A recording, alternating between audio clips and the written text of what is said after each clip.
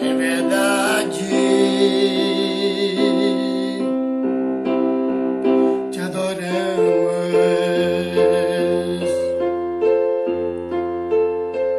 te adoramos.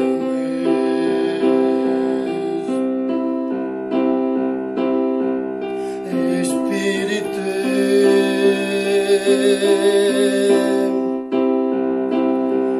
em verdade,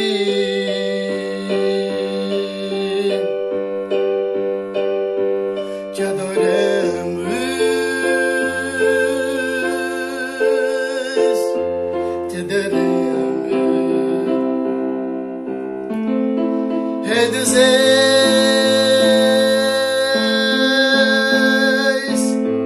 e Senhor,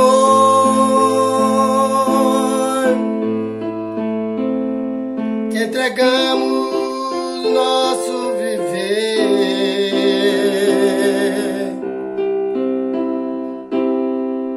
Amém? Que Deus seja louvado, meu amigo. Vamos comigo. Quero continuar te mostrando algo impressionante nas Escrituras, meu amigo. Aqui no livro de Apocalipse,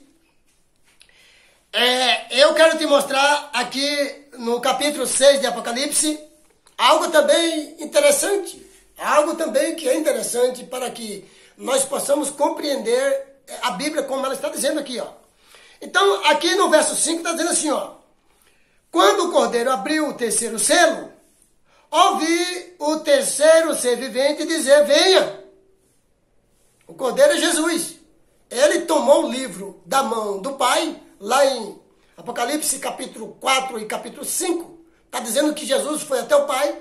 Não houve ninguém digno no céu de abrir, de pegar o livro, nem de olhar para o livro. Mas Jesus é digno porque ele é o Cordeiro que morreu em seu lugar. Ele foi lá, então pegou o livro da mão do Pai e abriu o livro, certo? E desatou os seus 7 selos. E aqui, quando o Cordeiro, que é Jesus, abriu o terceiro selo, ouvi o terceiro ser vivente dizer: venha. Que ser vivente? Aqueles 4 seres viventes que estão lá diante do trono de Deus. Os 4 querubins ali, que estão acima do trono de Deus, certo? 4 animais, lá fala que são 4 animais cheios de olhos, por diante, por trás, certo? São características dos querubins. Olha aqui, ó. Olhei, diante de mim estava um cavalo preto, né? No terceiro selo. Seu cavaleiro tinha na mão uma balança. Então ouvi o que parecia uma voz entre os 4 seres viventes dizendo, os 4 seres viventes, os 4 querubins dizendo, uma voz saiu de lá, do trono de Deus, dizendo, isso aqui, ó: 1 quilo de trigo por 1 denário. Ó, 1 denário equivale a diário de um trabalhador braçal. Se você for pagar um trabalhador hoje para trabalhar braçalmente, é o quê? 50 reais, 70 reais, o dia de uma diária do trabalhador. Então, é o preço de 1 denário. Então, aqui, 1 quilo de trigo por 1 denário. 1 quilo de trigo por 1 denário, certo? Depois diz aqui, ó: e 3 quilos de cevada também por 1 denário. Qual é que é mais? 1 quilo de trigo ou 3 quilos de cevada?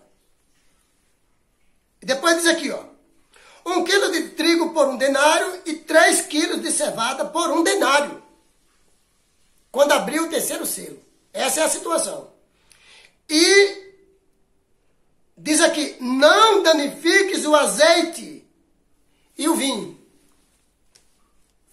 Isso é uma profecia para os nossos dias. Quando abriu o terceiro selo, 1 quilo de trigo por 1 denário. 3 quilos de cevadas também por 1 denário. E é dito: não danifique nem o vinho e nem o azeite. O que é que estão dizendo lá em João 14, 16, 17? Que o Espírito Santo é o outro Consolador. Jesus ficou no céu e enviou outro. Sendo que Jesus recebeu do Pai a glorificação pelo que ele fez por nós na cruz. Foi revestido de autoridade e novamente ele diz lá em Mateus 28, 18 que ele estaria conosco todos os dias até a consumação do século. De que forma? De maneira invisível, espiritual. Quem é que está autorizado a te consolar, senão Jesus? Quem sofreu como ele? Existiu outro que sofreu, pelo menos igual a ele, para poder consolar aquele que sofre? Quando morre alguém, quem é que está apto a te consolar?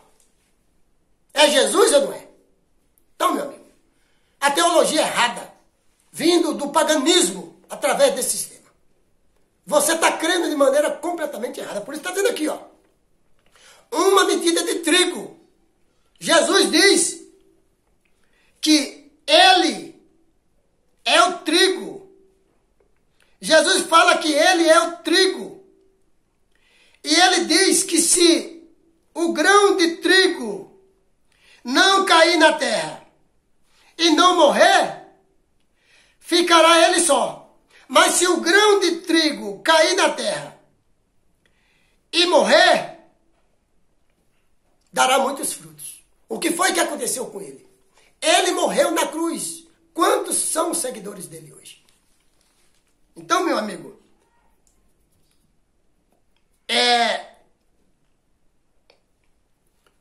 uma medida de trigo. Tanto Jesus não está tendo lugar no coração humano, como também os seguidores de Jesus são pouquíssimos. As testemunhas de Jesus, certo? O remanescente é pouca gente. Só aqueles que vão descobrir que foram enganados e pular fora e vêm seguir a verdade. Aí eles, perseverando na verdade até o fim, se tornarão remanescentes. Certo? Então, meu amigo, o trigo, simbolizando a Cristo, simbolizando os seguidores de Cristo, a parábola do joio e do trigo, lá também, no livro de Mateus e no livro de Lucas, mostrando que o trigo simboliza a verdade, o joio simboliza a mentira, o trigo simboliza os filhos de Deus, o joio simboliza os filhos de Satanás. Certo?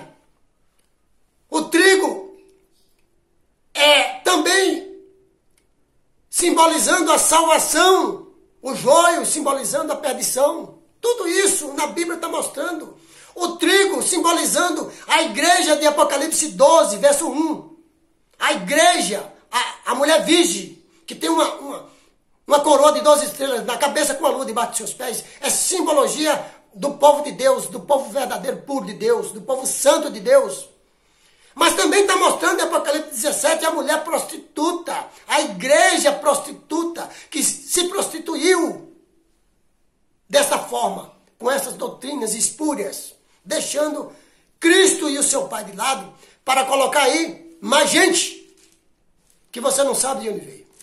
Certo, meu amigo? Então, aqui está mostrando para...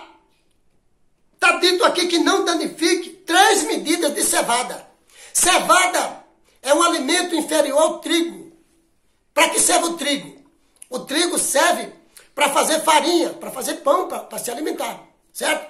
E o pão, ele está sendo oferecido hoje para as pessoas. O pão significa doutrina. Lembra que aqui embaixo está falando, não danifica o vinho, certo? Não danifiques o vinho nem o azeite. O azeite é lá, João 14, verso 16 e 17, é símbolo do Espírito Santo. Diz agora que o Espírito Santo não é mais Jesus glorificado, é uma outra pessoa, um outro Consolador que veio e está por aí fazendo uma obra que eu não sei qual é, certo? Sendo que Jesus é que convence. Eu tenho outras ovelhas em outros apriscos, eu irei convencê-la, eu irei conduzi-la para o aprisco verdadeiro. Mas tiraram tudo de lá e colocou doutrina pagã. Não aceite, meu amigo. Acorde você. Certo? Então aqui, o vinho, aqui, lembra do azeite, do vinho? Vinho. Lá em Apocalipse 17 diz que as pessoas beberam do vinho desta mulher prostituta. Vinho é o quê? É os ensinamentos, as doutrinas. As pessoas assimilam aquilo e ficam embriagadas, cegas, certo? Como estão aí hoje. Você tirar que uma pessoa que crê na Trindade para você dizer para ela que não é isso, é quase impossível. Entendendo? Porque ela bebeu do vinho da mulher de Apocalipse 17, da igreja falsa, que se coloca no lugar da igreja de Deus. Ensinou para o povo que Deus é uma trindade, que tem que se batizar nisso. Certo, meu amigo? E as pessoas estão embriagadas. Você chega com a verdade. Não, você está louco. Você vem falando essas coisas para mim, você tá louco. É assim, certo? Então, meu amigo, aqui é coisas impressionantes isso aqui. É impressionante. Certo? Então, é 1 quilo de trigo por 1 denário. 3 quilos de cevada por 1 denário. O que é que está sendo oferecido para o povo? Um alimento inferior. Não é o trigo puro. Certo? Lá em Gálatas 1, verso 6, está falando de outro evangelho. Certo? O evangelho com fermento. Fermento é símbolo do pecado. Fermento é símbolo do pecado. Certo? O evangelho misturado com mentira. O evangelho misturado com mentira. Certo? Então está dando às pessoas esse tipo de alimento, esse tipo de vinho. Certo, meu amigo? Certo? E aí o que acontece? As pessoas ficam embriagadas, entram numa igreja, vai para outra igreja, não sabendo ela que em qualquer uma delas que ela for, o certificado de batismo é o mesmo, o batismo é o mesmo, a doutrina é a mesma. Se isso fosse verdade, eu também estaria apoiando. Porque não sou contra todo mundo seguir a verdade. O problema é que não é a verdade. A verdade é o batismo em nome de Jesus, que pagou a sua conta lá no Calvário. E ressuscitou. Porque se ele não ressuscita, você não teria esperança. Quem mais ressuscitou? Você conhece alguém que ressuscitou para te dar esperança? Ou foi só Jesus?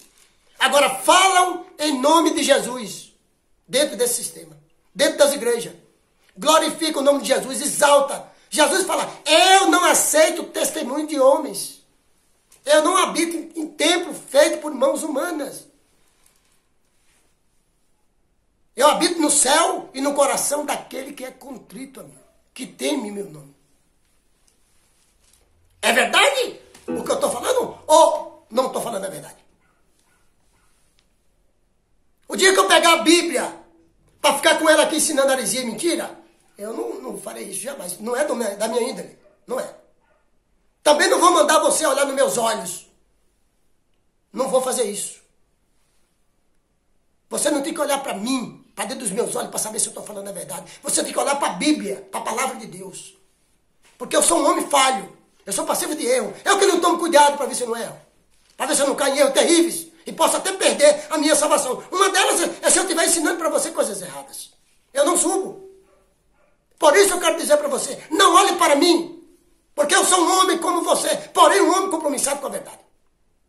E eu quero dizer para você, meu amigo, o seguinte. Olhe para o que está escrito. Porque o que está escrito ninguém pode mudar. Se você crê como a Bíblia diz. Jesus falou lá em João capítulo 7. Aqueles que creem em mim, como diz as Escrituras. Como é que as Escrituras diz? As Escrituras diz que Deus é uma trindade? Que você tem que batizar dessa forma? Eu vejo pastores famosos chegam e é recebidos pelos membros como se fosse o próprio Deus nas igrejas. E entram no tanque batismal e batizam as pessoas nisso aí. Antigamente eu não sabia. Eu ficava calado. Mas hoje se eu estiver perto eu grito. Opa, não, para aí. E eu pulo lá com a Bíblia na mão. Para aí, não pode. Isso aí está errado.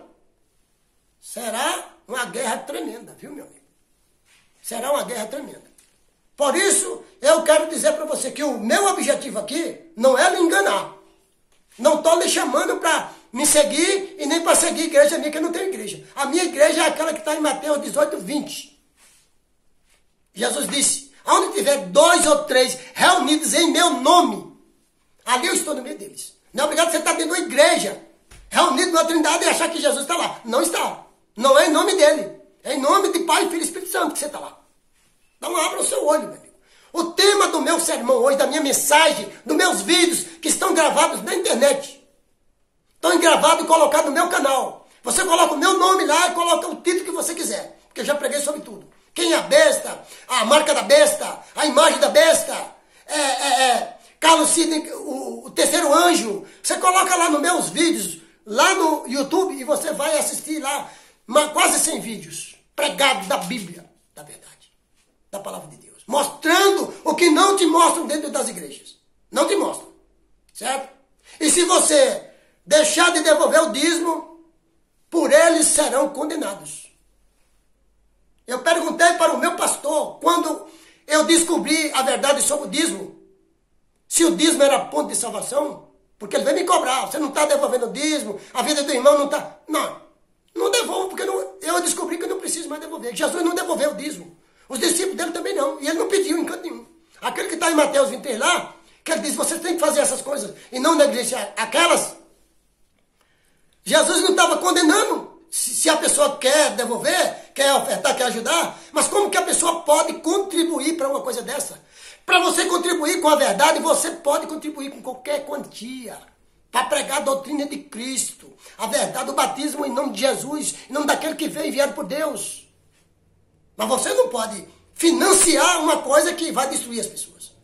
Por isso, eu disse para ele que o dízimo não é ponto de salvação. Não é porque eu não devolvo meu dízimo que eu vou me perder. Nada disso. Nada disso. Porque Jesus e os discípulos dele não devolveram dízimo para ninguém. Ou você pode me mostrar na Bíblia se você encontrar. Certo, meu amigo? Que Deus te abençoe. Deus te proteja e te guarda. E que a luz do Evangelho, ela brilhe no seu coração agora. Porque eu estou tocando a trombeta. Eu estou iluminando para que você abra o seu olho e saia dos enganos. E tire a marca da besta que foi colocado quando você creu dessa forma. A besta é o sistema. A marca da besta é a marca do sistema. Certo? Juntamente com a mulher de Apocalipse 17. Porque a mulher de Apocalipse 17 é a igreja que coloca em prática e distribui para as outras, que são suas filhas. Mas o sistema é o sistema formado por 3 entidades, pelo menos. Papa, padre, Papa, cardeal e padre. É eles que ensinam. Vem tudo de lá. Esse é o sistema chamado besta. Animal terrível e espantoso. Que veio e dilacerou, despedaçou toda a terra. Está todo despedaçado. Jesus está esperando. Ele está ao lado do Pai, sentado na sua natureza divina. Certo? Melhor dizendo, na sua natureza humana. Aquela que morreu na cruz. Ele morreu como homem ele se apresentou ao Pai, sentou-se ao lado do Pai. E veio na sua natureza divina. Ah, mas isso é impossível. Então pergunte para Deus. Se você acha que Deus não é capaz de colocar 2 naturezas em um ser para salvar você, eu acredito sim. Jesus veio na sua natureza divina, invisível. E se não fosse ele, esse mundo já tinha sido consumido todinho pelo diabo. Certo, meu amigo? Que Deus te abençoe e te guarde. Deus te proteja. Que Deus cuide de você, meu amigo. Certo? E olha, eu digo para você o seguinte. Se você está vivo, tem esperança. Mas não deixa a porta da graça fechar na sua vida, não. A luz fechar na sua vida, não, que acabou. Se você ficar em trevas, é treva pro resto da eternidade, acabou. Então, meu amigo, a oportunidade é essa. Não se deixe abater. Levanta a sua cabeça, pega a sua palavra de Deus, sente na sua casa. Para com esse negócio de estar andando. Sente em casa, estuda a Bíblia, pensa em Deus. Porque lá em 1 João está falando que é o Espírito de Jesus que nos ensina. Nós não precisamos de que alguém nos ensine. Eu mesmo não quero ensinamento de homem jamais. Porque eu fui enganado por eles. Eu quero ensinamento do Espírito de Jesus. Tá certo? Que Deus te abençoe e te guarde. Te proteja. Que Deus cuide de você. E te proteja desse vírus que está rondando aí. Fechando a porta da salvação para muita gente. Que Deus tenha misericórdia de cada um de nós. Em nome de Jesus.